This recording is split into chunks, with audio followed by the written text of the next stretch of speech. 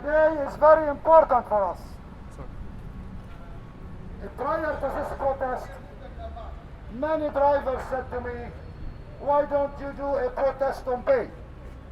I said, yes, we should. However, deactivated drivers are a priority because deactivated drivers are not earning any money. We are still earning, but not good money, but these deactivated drivers are earning nothing. They are our priority. So we are here today for deactivated drivers. These drivers lose their jobs in a click of a finger. Just imagine these drivers had the protection of proper employees. What was going to happen? I can tell you. If these drivers had the protection of proper employees, when a driver gets a complaint, the company has to appoint an investigating officer. The investigating officer will interview the driver. The investigating officer will interview the customer. Then they have to have a disciplinary panel. The driver goes to a disciplinary panel. The investigating officer presents his case. The panel will consist of 2 managers and an HR manager. Then the panel make a decision whether to give him a verbal warning or a written warning or a final written warning or, in case of gross misconduct, a dismissal. Then the driver have got the right to appeal. Then the company has to appoint 2 new managers and a new hearing. All this doesn't happen with our drivers. They cannot state their case. They cannot speak. They cannot present themselves. They dismiss them as if they don't exist.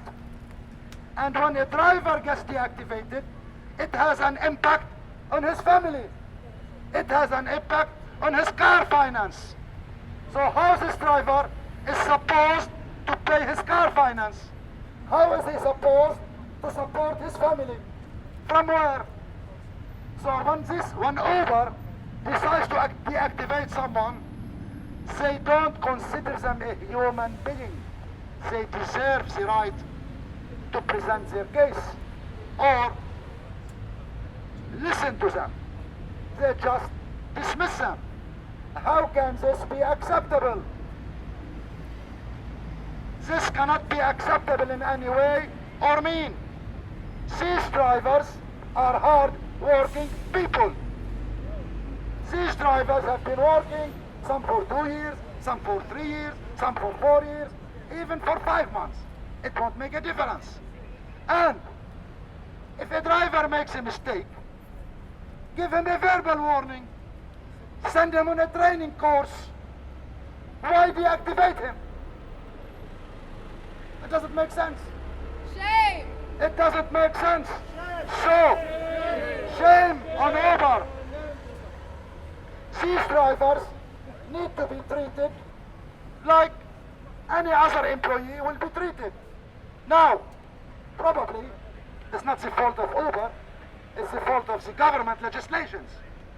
Maybe that's another war we have to pick up with the government to change legislations so that the gig economy worker get covered by these legislations. So we know, as a union, committed to help these drivers, as a union, committed to change to the better, we have to fight. And this protest is one of them. Everyone should hear what these drivers are suffering. They cannot suffer in silence. They are not victims, and we don't want them to be victims. They've got rights, and we are here to demand their rights. We are here to ask for a fair treatment. We are not saying don't deactivate drivers. If a driver deserves deactivation, fair enough. He committed gross misconduct. Fair enough. We have no issue. We are not against deactivation. We are against deactivation without a due process. What we want is a due process. Our drivers deserve a due process. Thank you.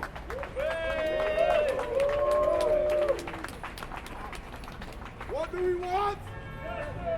When do we want it? Now. What do we want? Justice. When do we want it? Now. What do we want? Justice. When do we want it? Now. What do we want? Justice. When do we want it? Now. What do we want? Justice. When do we want it? Now. What do we want? Justice.